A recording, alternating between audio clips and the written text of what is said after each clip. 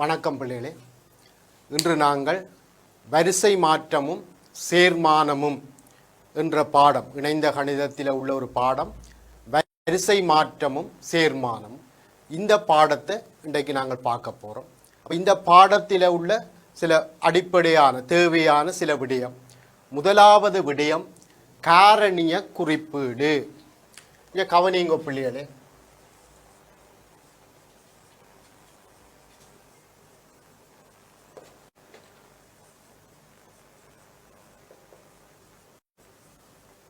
காரணிய குறிப்பீடு என்றா factorial notation. சரியா? இப்போ எண் வந்து ஒரு நேர்நிறைவன். எண் வந்து ஒரு நேர்நிறைவனாக இருக்க என் ஃபேக்டோரியல், இது ஒரு குறியீடு, என் ஃபேக்டோரியல். இப்போ இதன் கருத்து என்னண்டா, ஒன்றில இருந்து எண் வரையுள்ள எல்லா நேர் நிறைவன்களின் பெருக்கம். ஒன்றில இருந்து எண் வரையுள்ள எல்லா நேர் நிறைவன்களின் பெருக்கம். இதை நாங்கள் எழுதேக்க முதல் எண்ணி எழுதி பிறகு n-1 அப்படியே எழுதி 3, 2, 1. இந்த கூடின நம்பர்ல இருந்து குறைஞ்ச நம்பருக்கு இப்படி எழுதி கொண்டு போகிறது ஒரு வளம். இதால் சில அனுகூலங்கள் இருக்கு, அதுக்காக இப்படி எழுதணும். சரிதான்? இதான் என் ஃபேக்டோரியல். என் ஃபேக்டோரியலுக்குரிய அந்த குறியீடுண்டா என்ன? இதோட சைவர் ஃபேக்டோரியல் என்றது உண்டு எனவும் வரையறுக்கப்படும். சரியா பிள்ளைகளே?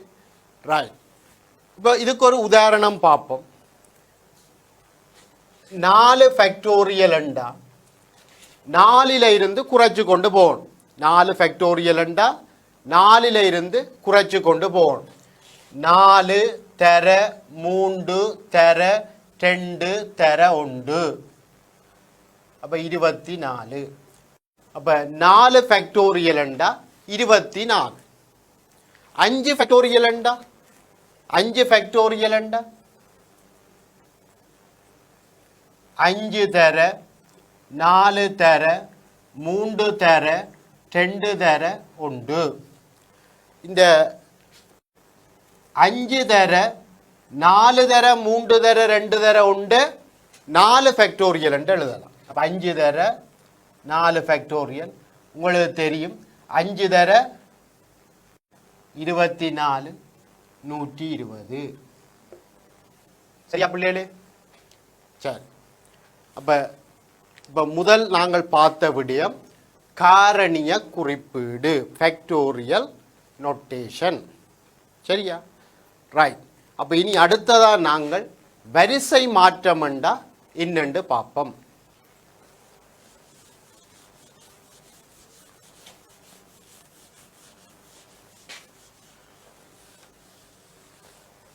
ரைட். இங்க கவனிங்க பிள்ளைகளே.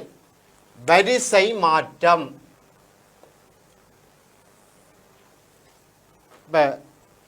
தரப்பட்ட பொருட்களை பகுதியாகவோ அல்லது முழுமையாகவோ எடுத்து பெறப்படும் வேறு வேறான வரிசைகள் அல்லாட்டி ஒழுங்குகள் வரிசை மாற்றம் என்று சொல்லுவோம்.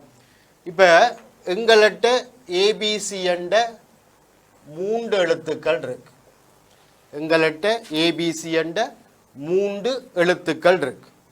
இந்த 3 எழுத்துக்கள்ல 3ஐயும் எடுத்து முதலாவதா ஏ, அடுத்தது பி, அடுத்தது சி, இப்படி ஒரு ஒழுங்கில் எழுதலாம். அல்லாட்டி முதலாவதே சி பி, இதே மாதிரி பிஏ முதலாவதா எழுதி பிஏசி பிசிஏ சிஏபி சிபிஏ, இப்படி வேற வேற ஒழுங்கில எழுதலாம். இப்படி எழுதுற ஒவ்வொன்றையும் சொல்றது வரிசை மாற்றம். இது ஒரு வரிசை மாற்றம், இது இன்னொரு வரிசை மாற்றம். இப்படி இந்த ஒவ்வொன்றையும் சொல்றது வரிசை மாற்றங்கள். சரியா? வரிசை மாற்றங்களின் எண்ணிக்கை என்றா இதுல 6 கிடக்கு. அது வரிசை மாற்றங்களின் எண்ணிக்கை. இது நாங்கள் பார்த்தது ஏகம பீக்கம சி என்ற 3 எழுத்துக்கள்ல தடவைக்கு 2 எழுத்துக்களை எடுத்து செய்யப்பட்ட வரிசை மாற்றங்கள். இப்ப ஏபிசி என்ற 3 எழுத்துக்கள்ல தடவைக்கு 2 இதுல எல்லா எழுத்தையும் எடுத்துறாங்க.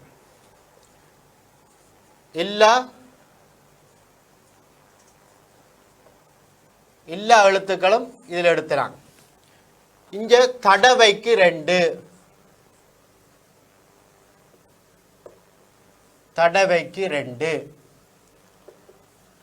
தடவைக்கு 2 வீதம் எடுத்து செய்யப்படும் வரிசை மாற்றங்கள். இப்ப ஏபிசியில ஏயையும் பியையும் எடுத்தா ஏ முதல் அடுத்தது பி இப்படி எழுதலாம். பியையும் முன்னுக்கு ஏ அடுத்ததா இப்படியும் எழுதலாம். பியையும் சியையும் எடுத்தா பிசி சிபி, சியையும் ஏயும் எடுத்தா சிஏ ஏசி இப்படி எழுதலாம். அப்ப இது ஒவ்வொன்றும் வரிசை மாற்றம். ஏபிசி என்ற 3 எழுத்துக்கள்ல தடவைக்கு 2 எழுத்துக்கள் வீதம் எடுத்து செய்யப்படும் வரிசை மாற்றங்கள். சரியா? அப்ப இதுலயும் 6 தான் வருது. வரிசை மாற்றங்களின் எண்ணிக்கை 6. சரியா? ரைட். அடுத்ததா நாங்கள் ஒரு அடிப்படை கோட்பாடு பார்க்க போறோம். சரிதானே? இந்த அடிப்படை கோட்பாடு இங்க பாருங்க.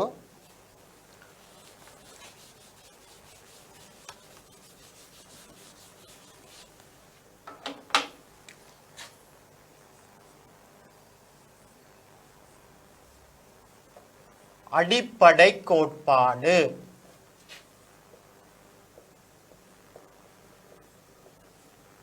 இந்த அடிப்படை கோட்பாட்டில் 2 விதமான கோட்பாடு இருக்கு. ஒன்று கூட்டல் கோட்பாடு,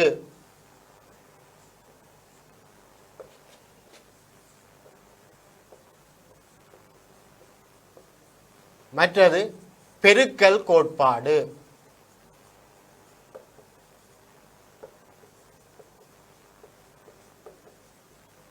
ஒன்று கூட்டல் கோட்பாடு, மற்றது பெருக்கல் கோட்பாடு.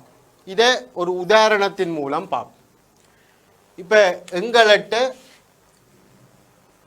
ஏபிசி என்ற 3 ஆங்கில எழுத்துக்களும் ஆனா ஆவண்ணா என்ற 2 தமிழ் எழுத்துக்களும் இருக்கு. இப்ப முதலாவதா நான் கேட்கிறேன், ஏபிசி என்ற 3 ஆங்கில எழுத்துக்கள்ல ஒரு எழுத்தை அல்லது ஆனா ஆவண்ணாண்ட தமிழ் எழுத்துக்கள்ல ஒரு எழுத்தை தெரிகிற வழிகளின் எண்ணிக்கை எத்தனை? 2வதா கேட்கிறேன் ஒரு கேள்வி, இந்த ஏபிசி என்ற 3 ஆங்கில எழுத்துக்கள்ல ஒரு எழுத்தையும் ஆனா ஆவண்ணாண்ட 2 தமிழ் எழுத்துக்கள்ல ஒரு எழுத்தையும் தெரியும் வழிகளின் எண்ணிக்கை. சரி, ஏபிசி என்ற 3 ஆங்கில எழுத்து இருக்கு. அதில் ஒரு எழுத்தை தெரிகிறதுக்கு எத்தனை வழி இருக்கு? ஏ எடுக்கலாம், பி எடுக்கலாம், சி எடுக்கலாம். 3 வழி இருக்கு. அப்ப இதுக்கு 3 வழி இருக்கு. ஆங்கில எழுத்தில் ஒரு எழுத்து எடுக்கிறதுக்கு 3 வழி. இதே மாதிரி 2 தமிழ் எழுத்தில் ஒரு தமிழ் எழுத்து எடுக்கிறதுக்கு ஆனாவே எடுக்கலாம், ஆவண்ணாவே எடுக்கலாம். 2 வழி இருக்கு. இதுக்கு 2 வழி இருக்கு. இதிலே ஒரு எழுத்து, தமிழ் எழுத்தில ஒரு எழுத்து, ஏபிசியில ஒரு எழுத்து அல்லது ஆனா ஆவண்ணாவில ஒரு எழுத்தை எடுக்கிற வழிகள் 3 சக 2 கூட்டப்படும். உங்களுக்கு தெரியும், சுருக்கமா சொன்னா இந்த 5 எழுத்துல ஒரு எழுத்து எடுக்கிறது, அப்போ ஒரு வழி. சரி, 5 எழுத்து ஒரு எழுக்கிறேன்டா 5 வழி, 3 சக 2 5 வழி. 5 வழி. இது கூட்டல் கோட்பாடு. அல்லதண்டு வந்தா கூட்டணும்.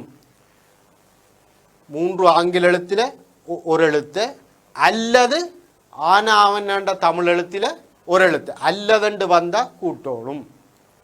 அடுத்ததா கேட்டேன் நான், 3 ஆங்கில எழுத்துக்கள்ல ஒரு எழுத்தையும்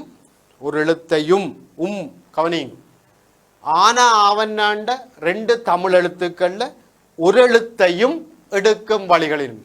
இஞ்ச ஒரு எழுத்து எடுக்கிறதுக்கு 3 வழி, இஞ்ச ஒரு எழுத்து எடுக்கிறதுக்கு 2 வழி. அப்ப இஞ்ச ஒரு எழுத்தையும் இஞ்ச ஒரு எழுத்தையும் எடுக்கிறது 3 தர 2 வழி. இதுதான் கூட்டல் கோட்பாடும் பெருக்கல் கோட்பாடும். சரிதானே? அப்ப கவனிங்க பிள்ளைகளே, அல்லதண்டு வந்தா கூட்டணும், என்றா பெருக்கணும். சரிதானே? ஓரண்டா கூட்டணும், அண்டண்டா பெருக்கணும். சரியா பிள்ளைகளே? ரைட். இப்ப நாங்கள் உதாரணம் 1க்கு போவோம். சரியா? கவனிங்க, ஒரு உதாரணம் 1. உதாரணம் 1, ஏபிசி என்னும் 3 ஆங்கில எழுத்துக்கள். சரிதானே? ரைட். இதைத்தான் நாங்கள் இப்போ பார்த்தோம். இதுதான் அந்த உதாரணம் 1ல் உள்ள முதலாவது, இது 2வது. சரிதானே? ரைட். அப்போ அடுத்ததா நாங்கள் உதாரணம் 2க்கு போவோம். இது நாங்கள் பார்த்துட்டோம். உதாரணம் 2, கவனிங்க பிள்ளைகளே. ஓர் இலக்கத்தை ஒரு முறை மட்டும் பயன்படுத்தி 1, 3, 5, 6 ஆகிய 4 இலக்கங்களில் இருந்து 3 இலக்க எண்கள் எத்தனை உருவாக்கலாம்? சரிதானே? இப்ப 1, 3, 5, 6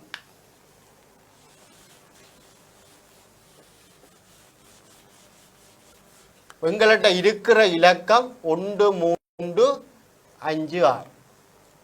இதில் ஒரு இலக்கத்தை ஒரு தடவை தான் பாவிக்கணும், 2 தடவை பாவிக்கலாது. 3 இலக்கங்கள் இத்தனை உருவாக்கலாம். இப்போ உதாரணமாக 135, 356. இப்போ ஒரு இலக்கம் ஒரு தடவை தான் பாவிச்சிருக்கு. இப்போ உதாரணமாக 111 அது ஒன்றண்ட இலக்கம் 3 தடவை பாவிச்சிருக்கு. அப்படி இல்லை, ஒரு இலக்கத்தை ஒரு தடவை தான் பாவிச்சு இப்படி எத்தனை இலக்கங்களை உருவாக்கலாம்? இதுதான் கேள்வி. இப்படி எத்தனை இலக்கங்களை உருவாக்கலாம்? இதுதான் கேள்வி. சரி, அப்ப இதுக்கு நான் என்ன செய்யறேன்டா, இப்படி ஒரு 3 பெட்டி போடுறேன்.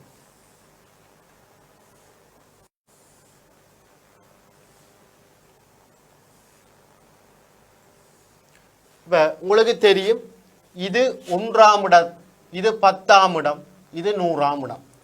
இந்த 1ஆம் இடம், 10ஆம் இடம், 100ஆம் இடம். 1ஆம் இடத்தை நிரப்பும் வழிகளின் எண்ணிக்கை எத்தனை வழி இருக்கு? இந்த 1ஆம் இடத்தை நிரப்புறதுக்கு எனக்கு எத்தனை வழி இருக்கு? சரிதான், எத்தனை வழி இருக்கு? இப்போ உங்களுக்கு தெரியும், 1 இலக்கத்தை கொண்டே போடலாம், 3 இலக்கத்தை போடலாம், 5 இலக்கத்தை போடலாம், 6 இலக்கத்தை போடலாம். அப்போ 1ஆம் இடத்தை நிரப்புறதுக்கு 4 வழி இருக்கு. இந்த 4 வழியில் ஏதோ ஒரு வழியை பாவிச்சு, அப்போ ஏதோ ஒரு இலக்கத்தை நிரப்பியாச்சு 1ஆம் இடத்தில். 1ஆம் இடத்தை நிரப்பினா பிறகு 10ஆம் இடத்தை நிரப்புறதுக்கு எத்தனை வழி இருக்கு? 10ஆம் இடத்தை நிரப்புறதுக்கு எத்தனை வழி இருக்கு? ஒரு இலக்கத்தை திரும்ப பாவிக்கலாது. ஆகவே 1ஆம் இடத்தில் நிரப்பின இலக்கத்தை நீங்கள் 10ஆம் இடத்தில் திருப்ப நிரப்பலாது. அப்போ இருக்கிற இலக்கங்களில் அது இந்த இலக்கம் என்று தெரியாது, ஒரு இலக்கம் போயிட்டுது. அப்போ இப்போ இருக்கிற இலக்கங்களில் சரிதானே 10ஆம் இடத்தை நிரப்புறதுக்கு 3 இலக்கம் இருக்கு. ஆகவே 3 வழிகள் இருக்கும், ஒரு வழி குறையும். இப்ப 1ஆம் இடத்தையும் 10ஆம் இடத்தையும் நிரப்பியாச்சு. 100ஆம் இடத்தை நிரப்புறதுக்கு எத்தனை வழி இருக்கும்? ஏற்கனவே 1ஆம் இடம் 10ஆம் இடம் நிரப்பினபடியே 2 இலக்கம் போயிடும். ஆகவே மிச்சமா இருக்கிறது 2 இலக்கம். ஆகவே 100ஆம் இடத்தை நிரப்புற வழிகளின் எண்ணிக்கை 2. அடிப்படை கோட்பாடு 3 இடங்களையும் நிரப்புற வழிகளின் எண்ணிக்கை 3 இடங்களையும்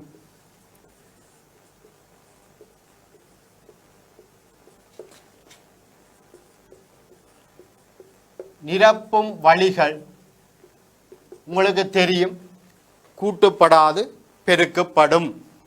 4 தர 3 தர 2. அப்ப 24 வழிகள் இருக்கு. ஆகவே 24 எண்கள் உருவாக்கலாம். இப்படி நீங்கள் 24 எண்களை எழுதலாம். நீங்க வீட்டை எழுதி பார்க்கலாம். எழுதி பார்த்தா வேற வேற எண்களா 24 எண்கள் வரும். சரியா? அப்ப இது உதாரணம் 2. சரியா பிள்ளைகளே? ரைட். அப்ப அடுத்ததான் நாங்கள் உதாரணம் 3க்கு போவோம். சரியா? இந்த உதாரணம் 3 ஒருக்கா பாருங்க பிள்ளைகளே. 1, 2, 3, 5, 6 ஆகிய 5 இலக்கங்களை பயன்படுத்தி வேறு வேறான இலக்கங்களை கொண்ட 3 இலக்க எண்கள் எத்தனை உருவாக்கலாம்? இவற்றுள் 1, 2 ஆரம்பிக்கும் எண்கள் எத்தனை? 2 இரட்டு எண்கள் எத்தனை? சரி, அப்ப இருக்கிற இலக்கங்கள் 1, 2, 3, 5, 6. 1, 2, 3, 5, 6 இதுதான் எங்கள்கிட்ட இருக்கிற இலக்கங்கள். சரியா? 3 இலக்க எண்களை உருவாக்கணும். மற்றது வேறு வேறான இலக்கங்களை கொண்ட, அப்போ ஒரு இலக்கத்தை திருப்ப பாவிக்கலாம். 3 இலக்க எண்களை உருவாக்கணும். இப்போ முதல் செய்த மாதிரித்தான் 123, 235 இப்படித்தான் நம்பர் வரணும். ஒரு இலக்கம் திருப்ப வரையலாம். 3 இலக்க எண்கள். சரி, முதலாவது கேட்டு கிடக்கு இலக்கம் இல்லாத ஒரு கேள்வி. 3 இலக்க எண்கள் எத்தனை உருவாக்கலாம்? இது முதல் செய்த மாதிரித்தான்.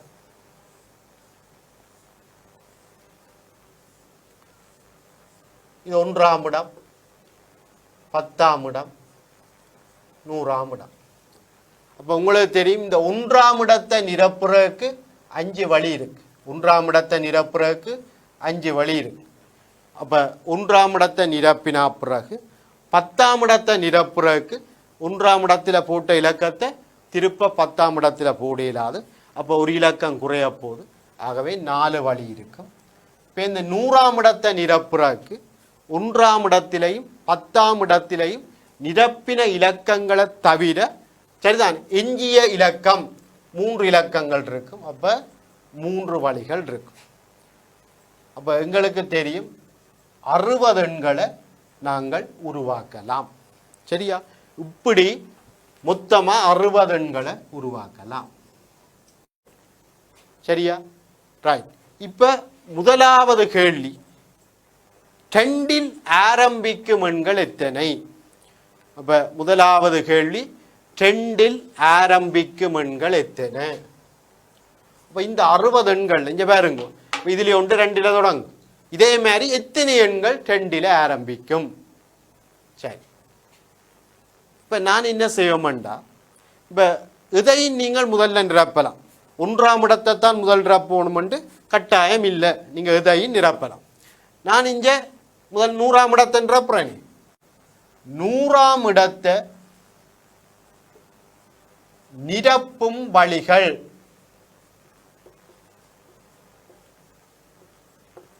உங்களுக்கு தெரியும். இந்த கேள்வியை பார்த்தா தெரியும் 2இல் ஆரம்பிக்கும் எண்கள். இப்ப 100ஆம் இடத்துல 2 தான் இருக்கலாம், வேற இருக்கலாம். அப்ப 100ஆம் இடத்தை எத்தனை வழிகளால் நிரப்பலாம்? 2ஆல மட்டும்தான் நிரப்பலாம். அப்போ ஒரே ஒரு வழிதான் கிடக்கு. சரி, 100ஆம் இடத்தை நிரப்பியாச்சு. இப்ப 10ஆம் இடத்தை நிரப்புறதுக்கு எத்தனை வழி இருக்கு? ஒரு 2 இலக்கம் போட்டுது. அப்ப மிச்சம் 4 இலக்கங்கள் இருக்கு. ஆகவே 10ஆம் இடத்தை நிரப்புறதுக்கு 4 வழி இருக்கு. 10ஆம் இடத்தை நிரப்புறதுக்கு 4 வழி. இதே மாதிரி 1ஆம் இடத்தை நிரப்புறதுக்கு 3 வழி இருக்கு. அப்ப 3 இடங்களையும் நிரப்புறதுக்கு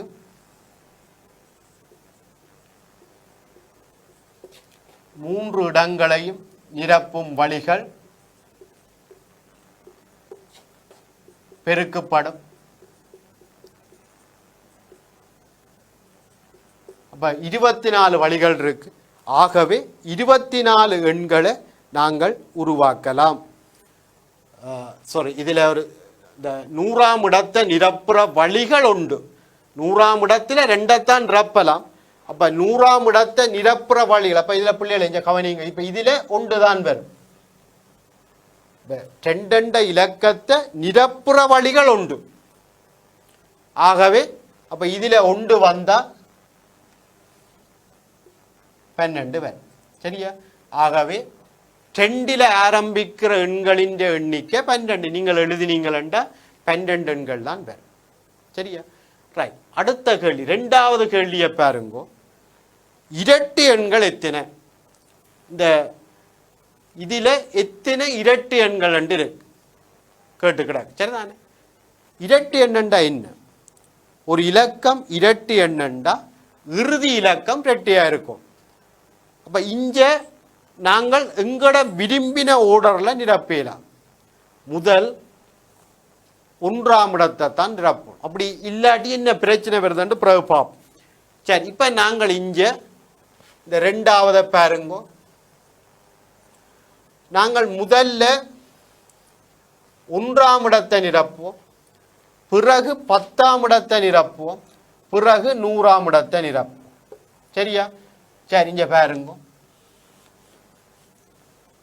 1ஆம் இடத்தை நிரப்புறதுக்கு எத்தனை வழி இருக்கு? ரெட்டு எண்ணண்டா இறுதி இலக்கம் ரெட்டையா இருக்கும். அப்ப இறுதி இலக்கம் ரெட்டையா இருக்கணும்டா 2 நிரப்பலாம், 6 நிரப்பலாம். 2 வழிதான் இருக்கு. 1ஆம் இடத்தை நிரப்புறதுக்கு 2 வழி இருக்கு. சரியா? ரைட். அந்த 2 வழியில ஏதோ ஒரு வழியை பாவிச்சு 1ஆம் இடத்தை நிரப்பியாச்சு. நிரப்பினா பிறகு 10ஆம் இடத்தை நிரப்புறதுக்கு உங்களுக்கு தெரியும் ஒரு இலக்கம் குறைய போது. ஆகவே 4 வழி இருக்கு. 1ஆம் இடத்தையும் 10ஆம் இடத்தையும் நிரப்பினா பிறகு 100ஆம் இடத்தை நிரப்புறதுக்கு 3 வழி இருக்கு. ஆகவே 3 இடங்களையும் நிரப்புறதுக்கு 2 தர 4 தர 3 24 வழிகள் இருக்கு. ஆகவே 24 எண்களை நாங்கள் உருவாக்கலாம். இப்போ இதில் நான் முதலே சொன்னான், ஏன் நாங்கள் 100ஆம் இடத்தை முதல் நிரப்பி இருந்தால் இன்னும் பிரச்சனை வரும். இப்போ இதில் இங்கே பாருங்க, நாங்கள் முதல்ல 100ஆம் இடத்தை நிரப்பி இருந்தா 100ஆம் இடத்தை நிரப்புறதுக்கு எத்தனை வழி இருக்கும்? சரி, இந்த இலக்கத்தையும் போடலாம், 5 வழி இருக்கு. சரி, 10ஆம் இடத்தை நிரப்புறதுக்கு 100ஆம் இடத்தை நிரப்பின இலக்கத்தை நாங்கள் 10ஆம் இடத்துல போடலாம். 1 குறையும், 4. இப்ப 1ஆம் இடத்துக்கு போ. 1ஆம் இடத்தை நிரப்புறதுக்கு எத்தனை வழி இருக்கும்? 2. சொல்லலாம். அதேன் ரெட்டை இலக்கங்கள் இந்த 100ஆம் 10ஆம் இடங்கள்ல நிரப்பப்பட்டிருந்தா சரிதான். மிஞ்சினதில் எத்தனை ரெட்டை இலக்கம் என்று தெரியாது. 2ஐ நிரப்பி இருந்தா மிச்சமா இருக்கிற இலக்கங்கள்ல ரெட்டையே இருக்கா. ஒரு இலக்கம் நிரப்பி இருந்தா மிச்சமா இருக்கிற இலக்கங்கள்ல ஒரு ரெட்டை தான் இருக்கு. நிரப்பாட்டி 2 ரெட்டை எண் மிச்சமா இருக்கும். அப்ப 2 வழி என்று வரும். அப்ப இதை நாங்கள் இப்ப நிரப்பலாம கிடக்கு. சரியா?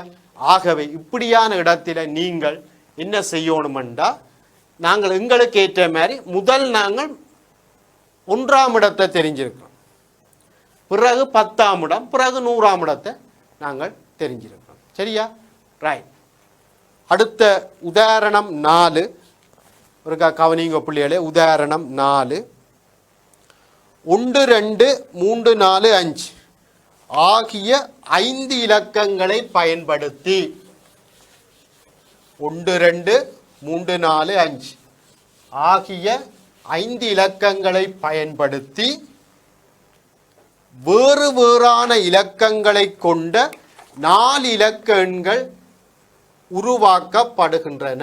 1 2 3 4 5 ஆகிய 5 இலக்கங்களை பயன்படுத்தி வேறு வேறான இலக்கங்களை கொண்ட 4 இலக்க எண்கள் உருவாக்கப்படுகின்றன.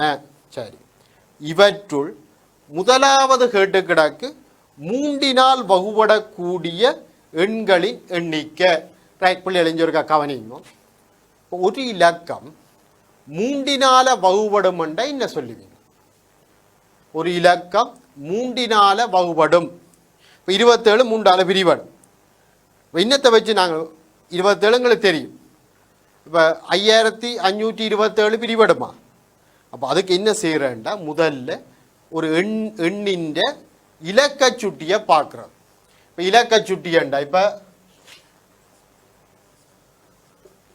5252 ഇതിൻ്റെ இலக்க சுட்டியண்டா இதை கூட்டி வாரம். 5 2 கூட்டினா 7, 7 5 12, 12 2 14, 14 1 சக 4 5. சரிதான். அப்போ 5 தான் 5252 இலக்க சுட்டி. அப்போ 5 3ஆல் வகுபடாது. ஆகவே 5252 3ஆல் வகுபடாது. அப்போ அந்த இலக்க சுட்டி 3ஆல் வகுபடக்கூடியதா என்ன 3. சரிதான். இப்போ 3ஆல் வகுபடக்கூடிய மாதிரி வந்தால்தான் அந்த எண் 3ஆல் வகுபடும். சரியா? ரைட். அப்போ இங்கே கவனிங்க. இப்போ இந்த 5 இலக்கத்தையும் எடுத்தா, இப்போ நான் சும்மா ஒரு எண்ணை எழுதுறேன். 112,345. சரி, 5 இலக்கத்தையும் பாவிச்சிடும். அந்த கேட்ட கேள்வி 4 இலக்க எண்கள். இது 3ஆல் பிரிபடுமா? 1 2 3 3 மாறினாலும் 10 மஞ்சும் 15, 1 மஞ்சு 6. அப்போ இலக்க சுட்டி 6 3ஆல் வகுபடும். அப்போ இதுவும் 3ஆல் வகுபடும். அப்போ இது 3ஆல் வகுபடும். சரி, இப்போ 4 இலக்க எண்கள்ண்டா இந்த இலக்கத்தில் ஒன்று அப்புறப்படுத்தணும். இதை அப்புறப்படுத்தினா 3ஆல் வகுபடும். எங்களுக்கு தெரியும். இப்போ இலக்க சுட்டி 3ஆல் வகுபடக்கூடிய இருக்கணுமா இருந்தால் இந்த 3 அப்புறப்படுத்தினா தான் 3ஆல் வகுபடும். 3 அப்புறப்படுத்தினா 1 2 3 4 7 5 12, 1 2 3. ஆகவே இந்த 3 தவிர்ந்த ஏனைய இலக்கங்களை பாவிச்சு உருவாக்குற எண்கள் எல்லாம், அந்த 4 இலக்க எண்கள் எல்லாம் சரிதான் 3ஆல் வகுபடும். ஏனென்றால் அதிൻ്റെ இலக்க சுட்டி சரிதான் 1 2 3 4 7 7 5 12 3 இருக்கும். அப்போ எல்லா எண்களின் இலக்க சுட்டியும் 3. 3 தவிர்ந்து எடுக்கிற எண்களின். ஆகவே நாங்கள் என்ன செய்ய போகிறோம்? அப்போ இதில் நாங்கள் ஒரு வசனம் எழுதுவோம். ஆகவே 3 தவிர்ந்த ஏனைய இலக்கங்களை பயன்படுத்தி உருவாகும் 4 இலக்க எண்கள் எல்லாம் 3ஆல் வகுபடும். அப்போ 3 விட்டாச்சு. இப்போ 4 வட்டி போடுவோம்.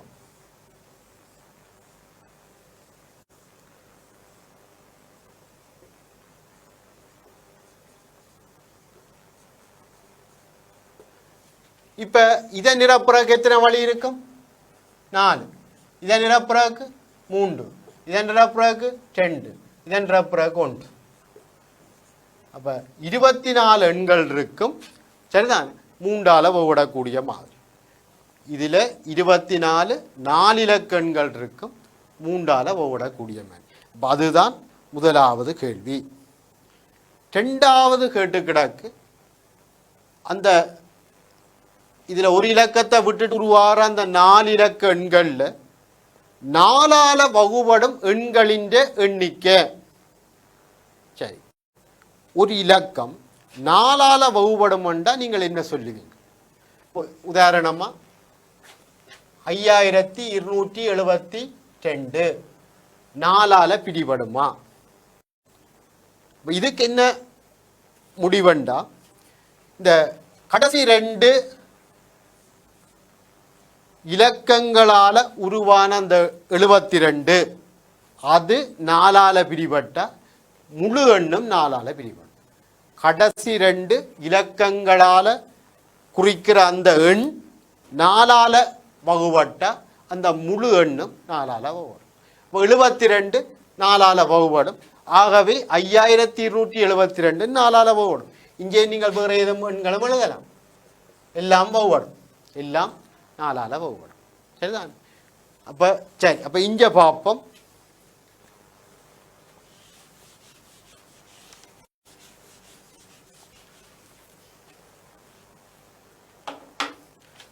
சரி, இங்கே கவனிங்க பிள்ளைகளே. இப்போ இறுதி 2 இலக்கமும் 1 2 என முடிவடைதல். வகை உண்டு. சரிதான். இறுதி இரு இலக்கங்கள் இறுதி இரு இலக்கங்கள் 1 2 என இருத்தல் என அமைதல். ரைட். அப்ப கடைசி 2 இலக்கமும் முடியேக்க 1 2 முடியும். அப்படி எத்தனை எண்கள் உருவாக்கலாம்? இங்க பாருங்க. அப்ப இதுல 4 பட்டி போடுவோம். 1 2 முடியும். இதை தெரிகிறதுக்கு எத்தனை வழி இருக்கும்? 1 தெரியல, ஏன் அது இது கண்டு ஒதுக்கியாச்சு. 2ஐயும் தெரியல, இது கண்டு ஒதுக்கியாச்சு. மிச்சமா உள்ள 3 4 5 உள்ள 3 இலக்கத்தில் இதையும் தெரியலாம். அப்ப 3 வழி இருக்கு. சரிதான், 3 வழி இருக்கு. அடுத்ததை நிரப்புறதுக்கு இங்க 2 போட்டுது, இதுக்கு நிரப்பினது 3 போட்டுது, 2 வழி இருக்கு. இதன் நிரப்புறதுக்கு 1 வழி, இதன் நிரப்புறதுக்கு 1 வழி. அப்ப இப்படி 1 2 முடிகிற 6 எண்கள் இருக்கு. 1 2 முடிகிற 6 எண்கள் இருக்கு. சரியா? இதே மாதிரி வகை 2 வேற எப்படி முடியலாம்? வகை 2 ஒன்றோட வேற வேற ஒரு ஒழுங்கில் எடுங்கும், இல்லாட்டி தவற விட்டுருவீங்க. 1 2 சரி. இனி 2 2 4 சரி. அப்ப இறுதி 2 இலக்கங்கள் 2 4 என அமைதல். இதுவும் இதே மாதிரி தானே வரப்போகுது. சரிதான். இதுல 2 இதுல 4 வரப்போகுது. அப்ப இதுவும் எத்தனை 2 வரும்? 6. வேற வகை 3 இறுதி 2 இலக்கங்கள். சரிதான். 2 4 பார்த்துனாங்க. சரிதான். அடுத்தது 3ல பார்த்தோம்னா 3 2 என அதுவும் 6 தான் வரும். வேற 4ல ஒன்றும் வராது. 41 42 43 45 ஒன்றும் வராது. அடுத்து 5 பார்த்தீங்களா 52 வரும். அப்ப 4 இறுதி 2 இலக்கம் 5 2 என அமைதல். இது 6. ஆகவே 4ஆல வகுபடுற மொத்த எண்கள் 4ஐயும் கூட்டி விட்டா சரி. சரிதான். அப்ப 24 எண்கள் என்று வரும். சரியா? அவை 4னால் வகுபடும் 4 இலக்க எண்கள் 6 சக 6 சக 6 சக. இதில் ஏன் கூட்டின் நாங்கள் பெருக்காம இங்க அல்லது இறுதி 2 இலக்கங்கள் 1 2 என முடியலாம், அல்லது 2 4 முடியலாம், அல்லது 3 2 முடியலாம், அல்லது 5 2 முடியலாம். அல்லது வந்தபடியாத்தான் இதுல கூட்டினாங்க. சரிதான். இதுல ஏன் பெருக்கினாங்க? இது உம்மண்டு வந்தபடி அண்டா பெருக்கோணும், ஓரண்டா கூட்டோணும். சரியா? ரைட். அப்ப 4னால் வகுபடக்கூடிய எண்களின் எண்ணிக்கை கண்டுட்டோம். அடுத்ததா 3ஆவதா கேட்டு கிடக்கு 12னால் வகுபடக்கூடிய எண்களின் எண்ணிக்கை.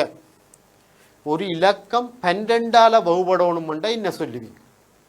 உங்களுக்கு தெரியும், ஒரு இலக்கம் 3ஆலையும் 4ஆலையும் வகுபட்ட கட்டாயம் 12ஆல வகுபடும். சரிதான். ஏனென்றா 3 4 பொது காரணிகளுள் சரிதான் 3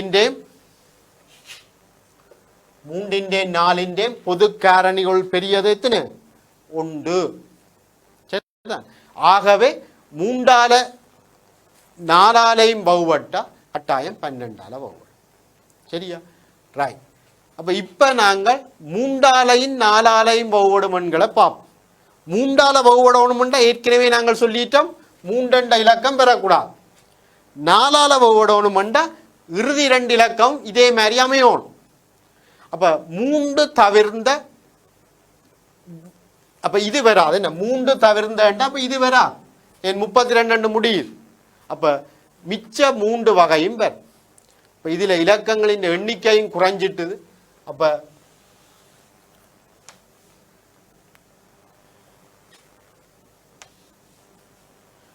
சரி இங்கே பாருங்க, இந்த வகை வராது, வகை 3 வராது. ஏனெண்டா 3 இலக்கம் எடுத்தோம்டா எங்களுக்கு அது 3ஆல் சரிதான் வகுபடக்கூடாது, வகுபடணும்.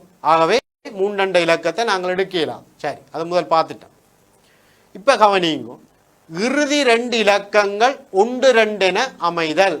அப்போ 1 2 அமையணுமெண்டா ஒரு பெட்டி போடுங்க, 3 பெட்டி 1 2 என அமையணும். அப்போ இதை தெரிகிறதுக்கு எத்தனை வழி இருக்கு? இப்போ 3 2 இலக்கம் இல்லை. ஆகவே சரிதானே 1 தெரியலாது, 2 தெரியலாது, 4 அல்லது 5. இப்போ 2 வழிதான் இருக்கு. அடுத்த தெரிகிறதுக்கு ஒரு வழி, அடுத்தது 1, அடுத்த 1. அப்போ 2 வழிதான் இருக்கு. இதுகளும் அதே மாதிரி எல்லாம் 2 வழி. அப்போ 2 சக 2 சக 2. ஆகவே 6 எண்கள்லாம் இருக்கு 12ஆல் வகுபடக்கூடிய எண்கள். இப்போ நாங்கள் 12ஆல் வகுபடக்கூடிய எண்களுக்கு என்ன பார்த்து நாங்கள் 3ஆலையும் வகுபடணும், 4ஆலையும் வகுபடணும். 3ஆல் வகுபடணும்ண்டா அது முதல் பார்த்துட்டோம், 3 2 இலக்கம் வரக்கூடாது. அப்போ 3 2 இலக்கத்தை அப்புறப்படுத்தியாச்சு. 4ஆல் வகுபடணும்ண்டா இறுதி 2 இலக்கமும் 4ஆல் வகுபடணும். அப்போ என்ன 1 2 முடியணும், 2 4 முடியணும், 5 2 முடியணும். 3 இல்லாதபடியாத்தான் இந்த 3ல் தொடங்குற 32 வரையில் 3 2 முடிகிற எண்கள் என்றது நான் எழுதியேன். சரி, சரியா? ஆகவே அடுத்த கேள்விக்கு போவோம். கவனிங்க பிள்ளைகளே, இந்த இதில் ஒரு தியரி ஒன்றை பார்த்துட்டு நாங்கள் அடுத்த கேள்விக்கு போவோம். இப்போ நான் கேட்குறேன் என்னண்டா, இப்போ 4 இலக்கங்கள்ண்டா இப்படி எழுதிட்டோம். இப்படி இலக்கங்களின் கூடவா இருந்தால் நான் இந்த பெட்டியை கூட்டி கொண்டு போகிறதா? இப்போ இதுக்கு ஜென்ரலாக ஒரு முடிவு வேணும். சரி, அதுக்காகத்தான் நாங்கள் ஒரு தேற்றம் ஒன்று பார்க்க போகிறோம். அது என்ன முடிவுண்டா,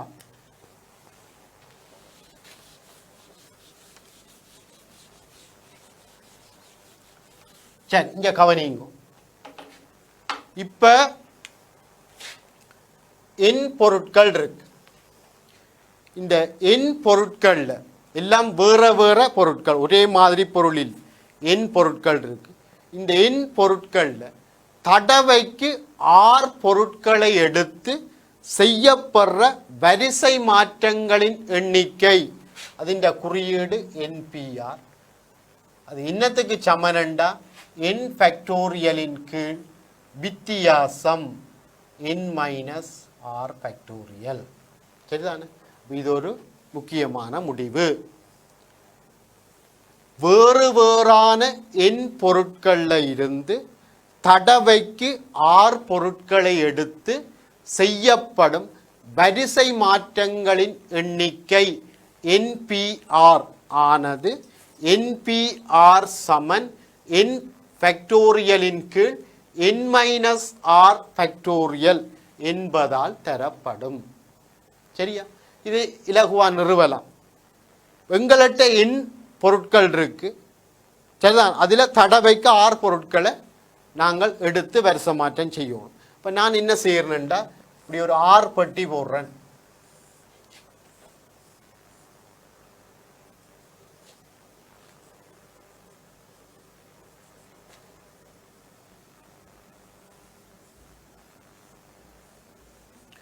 இது முதலாவது பெட்டி, இது 2வது பெட்டி, இது 3வது பெட்டி, இப்படியே போய் இது கடைசி 6வது பெட்டி. அப்போ எண் பொருட்களில் 6 பொருட்களை எடுத்து செய்யப்படுற வரிசை மாற்றங்களின் எண்ணிக்கை இன்னத்துக்கு சமனா வருமெண்டா, எண் பொருட்களில் 6 பொருட்களை எடுத்து இந்த 6 பெட்டிக்குள்ள நிரப்புறதுக்கு சமன். எண் பொருட்களை இந்த 6 பெட்டிக்குள்ள எத்தனை வழியில நிரப்பலாம்ன்ற அந்த எண்ணிக்கைக்கு சமன். சரி, இப்போ முதல் சொன்ன மாதிரி என்னட்ட எண் பொருட்கள் இருக்கு, எண் பொருட்கள் இருக்கு, எல்லாம் வேற வேற பொருள். முதலாவது பெட்டியை எத்தனை வழியில நிரப்பலாம்? எண் முதலாவது பெட்டியை என் வழியில் நிரப்பலாம். சரிதான், இந்த பொருளை போடலாம் இந்த பொருளை போடலாம் என் பொருள் இருக்கு. அப்போ என் வழியில் நிரப்பலாம். முதலாவது பெட்டி நிரப்பியாச்சு. நிரப்பினா பிறகு ரெண்டாவது பெட்டியை நிரப்புறக்கு எத்தனை வழி இருக்கும்? ஒன்று குறையும் n-1 வழிகள் இருக்கும். அப்போ ரெண்டாவது பெட்டியை நிரப்புறக்கு n-1 வழி. இதே மாதிரி மூன்றாவது பெட்டி என்றா n-2. இதே மாதிரி ஆறாவது பெட்டி என்றா மூன்றாவது அண்டா இதில் 2 வருது. எண்ணிலிருந்து 2 கழிக்கிறோம். ரெண்டாவது அண்டா எண்ணிலிருந்து 1 கழிக்கிறோம். ஆறாவது அண்டா எண்ணில இருந்து r-1 கழிக்கும். இதை சுருக்கினா n-r+1. சரி, அப்ப அடிப்படை கோட்பாடு ஆர் பெட்டியையும் நிரப்புற வழிகள். அப்ப ஆர் பெட்டியையும்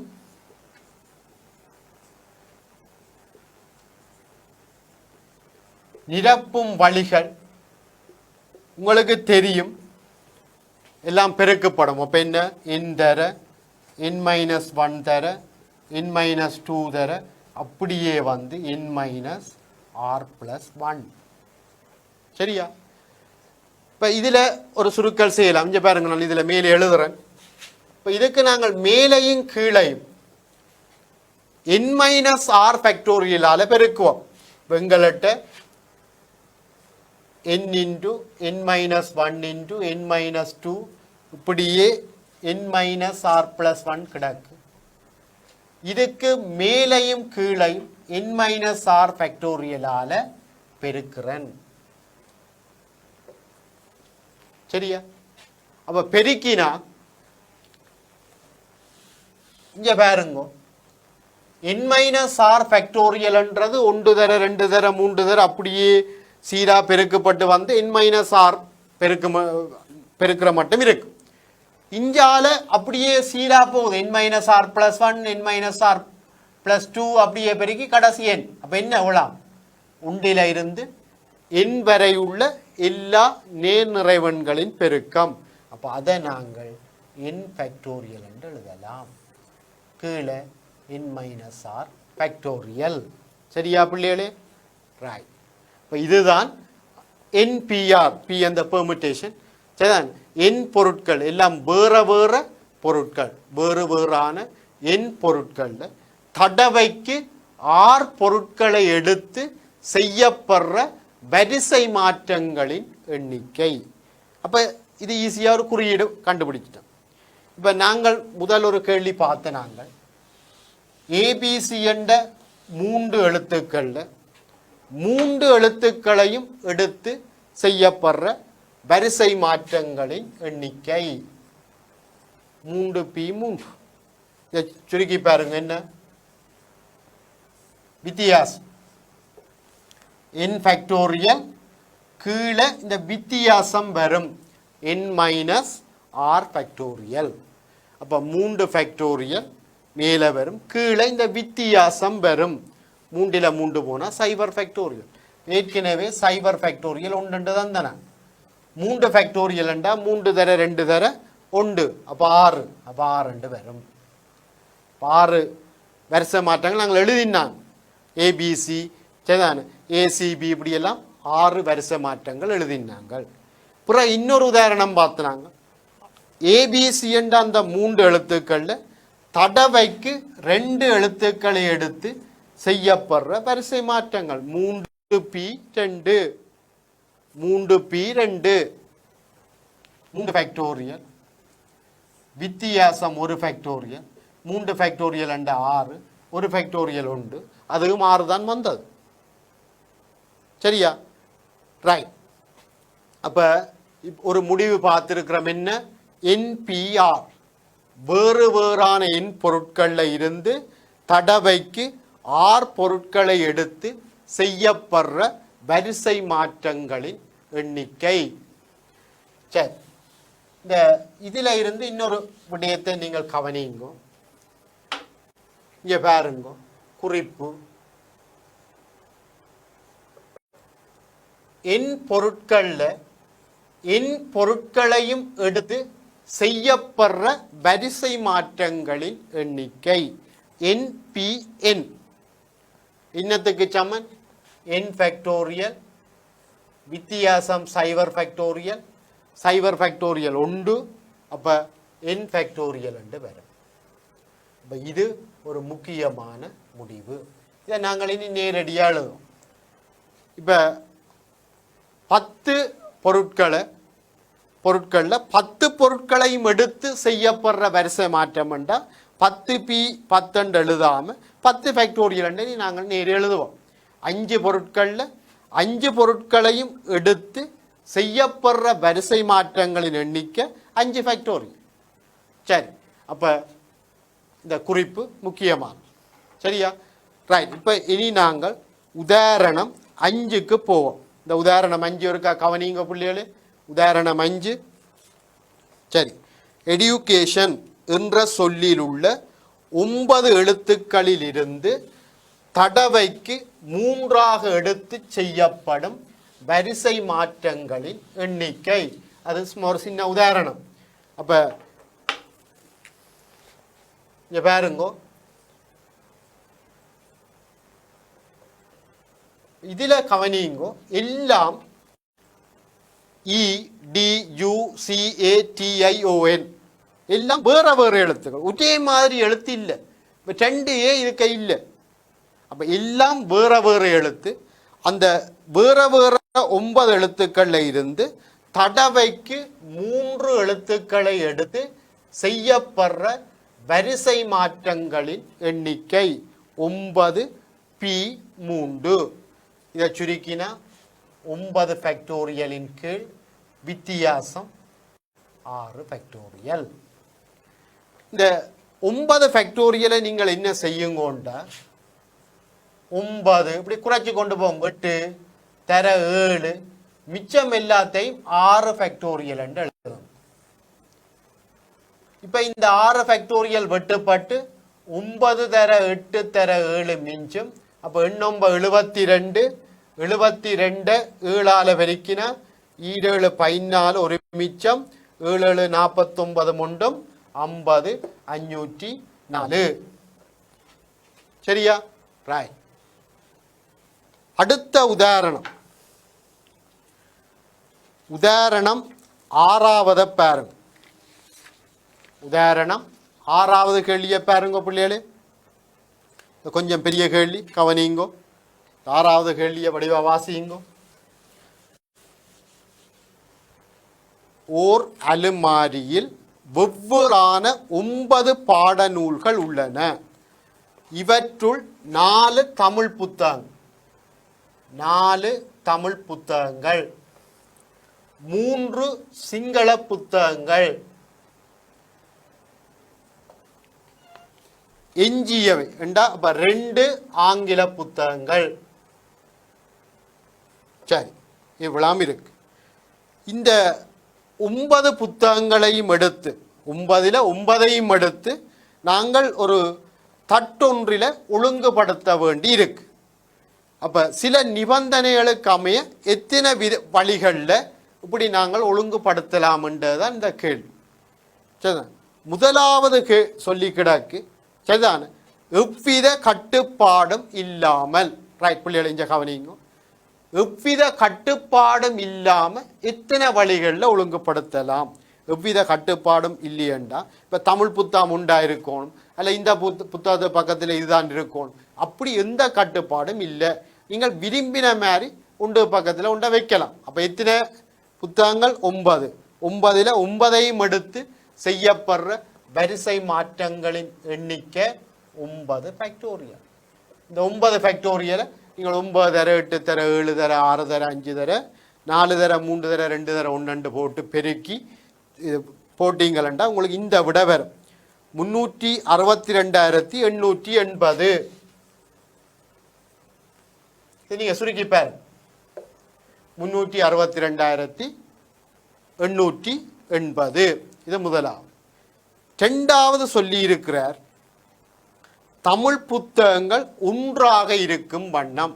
இந்த 4 தமிழ் புத்தகம், நான் எல்லாம் வேற வேற புத்தகம் தான், ஆனால் அது தமிழ் மொழி மூல புத்தகம், இது சிங்கள மொழி மூல புத்தகம், இது ஆங்கில மொழி மூல புத்தகம்.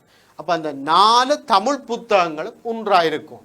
இப்போ நான் என்ன செய்வேன் பண்ணீங்க கவனிங்க பிள்ளைகளே. இந்த 4 தமிழ் புத்தகம், அதாவது T1 T2 T3 T4 என்று எடுப்போம். சரிதான். மற்ற 3 சிங்கள புத்தகம் S1 S2 S3 என்று எடுப்போம். 2 ஆங்கில புத்தகம் E1 E2 என்று எடுப்போம். சரிதான். 2 ஆங்கில புத்தகம் E1 E2 என்று எடுப்போம். இந்த 4 தமிழ் புத்தகம் உண்டாயிருக்கும். இந்த 4 தமிழ் புத்தகத்தை ஒரு கைத்தால கட்டின மாதிரி யோசிப்போம். இப்ப நாங்கள் வருஷ மாற்றம் செய்தா இந்த 4 புத்தகம் இதே ஒழுங்கில் அப்படியே மாறும். இந்த உலாம் இஞ்சால போக இந்த S1 இஞ்சால வரும், உலாம் இஞ்சால போக சரி அந்த E1 இஞ்சால வந்து அப்படி எல்லாம் மாறும். சரி, அப்ப இப்ப 4 தமிழ் புத்தகங்களை ஒரு புத்தகம் மாதிரி மாத்திட்டோம். அப்ப இவ்வளத்தையும் ஒரு புத்தகமா கருதி ஒழுங்குபடுத்துற வழிகளின் எண்ணிக்கை இங்க பாருங்க 1 2 இவ்வளவு ஒரு புத்தகம் 1 2 3 4 5 6 அப்ப 6 ஃபேக்டோரியல். இந்த 6 ஃபேக்டோரியல் எண்ணிக்கை எல்லாத்திலையும் இந்த தமிழ் புத்தகங்கள் இதே ஒழுங்கில தான் இருக்கும். இதே ஒழுங்கில இருக்கணும்ன்றது கட்டாயம் இல்லை, அது இந்த ஒழுங்கிலையும் இருக்கலாம். ஆனா தமிழ் புத்தகம் உண்டாயிருக்கும். அப்ப இந்த தமிழ் புத்தகங்களை தங்களுக்குள்ள ஒழுங்குபடுத்தலாம். 4 தமிழ் புத்தகங்களை தங்களுக்குள்ள 4 ஃபேக்டோரியல் வழிகள்ல ஒழுங்குபடுத்தலாம். சரிதான். அப்ப இது மாறுற அதே நேரத்தில் இந்த தமிழ் புத்தகங்கள் தங்களுக்கிடையும் மாறும். ஆகவே மொத்த எண்ணிக்கை 6 ஃபேக்டோரியல் தர 4 ஃபேக்டோரியல். இதை நீங்கள் சுருக்கி பார்த்தீங்களா சரிதானே 17,280 வரும். இதை நீங்க சுருக்கி பாருங்க 17,280 வரும். சரியா? மூன்றாவது கேள்வி, ஆங்கில புத்தகங்கள் பிரிந்திருக்கும் வண்ணம். சரிதான். ஆங்கில புத்தகங்கள் பிரிஞ்சிருக்கும். என்ன செய்யலாம்? இப்ப தமிழ் புத்தகங்கள் ஒன்றாக இருக்கிற எண்ணிக்கை கண்டுறாங்க. இதே மாதிரி ஆங்கில புத்தகங்களும் ஒன்றாக இருக்கிற எண்ணிக்கையை காணுவோம். மொத்த எண்ணிக்கையில இருந்து சரிதான் ஆங்கில புத்தகங்கள் ஒன்றாக இருக்கிற எண்ணிக்கையை கழிச்சா மிச்சம் எல்லாத்திலையும் ஆங்கில புத்தகங்கள் பிரிஞ்சிருக்கிறதா இருக்கு. சரி, இப்ப நாங்கள் ஆங்கில புத்தகங்கள் ஒன்றாக இருக்கிற எண்ணிக்கையை காணுவோம். மூன்றாவது ஆங்கில புத்தகங்கள்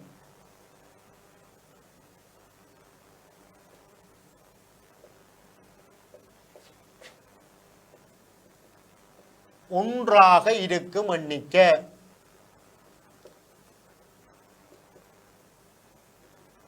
அப்ப முதல் செய்த மாதிரி என்ன செய்வோம்?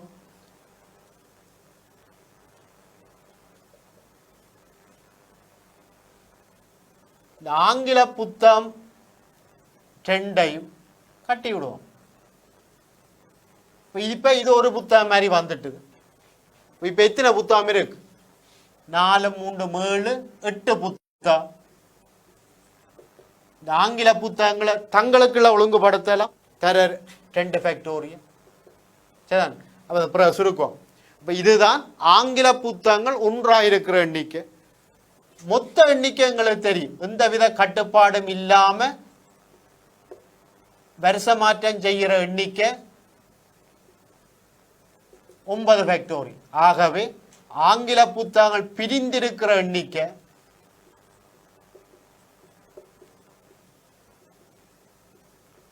இந்த மொத்த எண்ணிக்கையில இருந்து ஆங்கில புத்தகங்கள் ஒன்றா இருக்கிற எண்ணிக்கையை கழிச்சு விட்டா உங்களுக்கு பிரிந்திருக்கிற எண்ணிக்கை வரும்.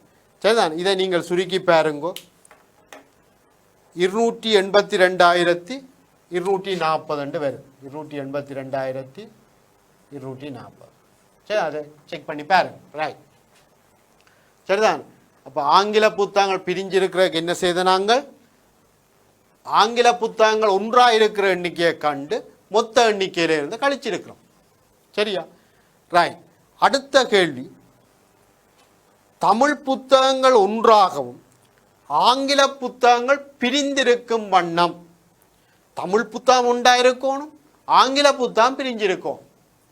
சரி, இது எப்படி காணலாம்? ஏற்கனவே நாங்கள் தமிழ் புத்தகம் ஒன்றா இருக்கிற எண்ணிக்கை இங்க கண்டிருக்கிறோம். தமிழ் புத்தகங்கள் ஒன்றா இருக்கிற எண்ணிக்கை தமிழ் புத்தகத்தை கட்டி போட்டு இங்க பாருங்க, கட்டினா 1 2 3 4 5 6 6 ஃபேக்டோரியல். இப்போ இந்த இவே தங்களுக்குள்ள ஒழுங்குபடுத்தலாம். இங்க பாருங்க இது 6 ஃபேக்டோரியல். இவையை தங்களுக்குள்ள ஒழுங்குபடுத்தலாம் 4 ஃபேக்டோரியல். ஆகவே தமிழ் புத்தகங்கள் ஒன்றாயிருக்கிற எண்ணிக்கையை கண்டு நாங்கள் 6 ஃபேக்டோரியல் தர 4 ஃபேக்டோரியல். சரி, இந்த தமிழ் புத்தகங்கள் ஒன்றாயிருக்கிற எண்ணிக்கையில் இது பாருங்க எப்படி இருக்கும். சில எண்ணிக்கையில் இந்த ஆங்கில புத்தகங்கள் ஒன்றாயிருக்கும், சிங்கள புத்தகம் பிரிஞ்சிருக்கலாம். அப்படி சரிதான். இப்போ சில இதுகளில் இப்படி ஆங்கில புத்தகங்களும் ஒன்றாயிருக்கும், சில இதுகளில்